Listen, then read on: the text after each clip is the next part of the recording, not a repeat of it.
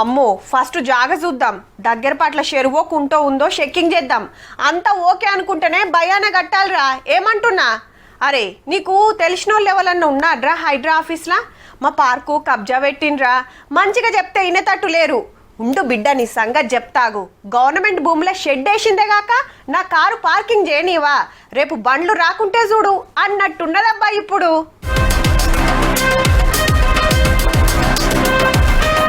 పొద్దెక్కక ముందుకే బండి దిగింది, బాజాబ్తా ఉలగొట్టింది.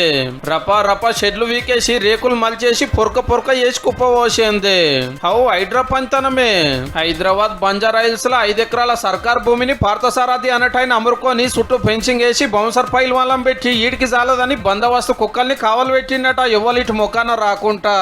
అందులో ఎకరం 20 గుంటలు జలమండలికి అంటే సిటీకి నీళ్లు సప్లై చేసే శాఖకు గవర్నమెంట్ ఇస్తే అదిగిన మాదేనని కోర్టుకు పోయిరట.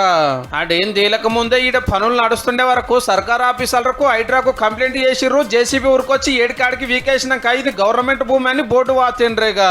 మెయిన్ సిటీలా 750 కోట్ల రూపాయల ఇల్వగల భూమి మరి. లేలే మేము ఒక కాడ పైసలు పెట్టి కొన్నాం అనేది పలుకువాడున్న పార్థసారథి గారి మనుషుల మాట. 20 years నుంచి పొజిషన్ లో ఉంటే 1 year బ్యాక్ వాటర్ వర్క్స్ వాళ్ళు వచ్చి ఇక్కడ మాకు ల్యాండ్ ఉంది అని అనడం సబబు కాదు. వాళ్ళకు ఒకవేళ లెజిటిమేట్ గా మన ల్యాండ్ ఉంటే లెట్ ఫైట్ లీగల్లీ. ఇదే కాదు లో ఈ నడుమ బొచ్చడి కబ్జాలు ఇడిపించింది హైడ్రా. చెరువులు, కుంటలు, పార్కులు, రోడ్లు, ఫుట్పాత్లు, నాలాలు, సర్కార్ భూములు ఏది అమరుకున్నా కంప్లైంట్ వస్తే చాలు ఎంక్వైరీ చేసుడే బుల్డోజర్ దింపుడే.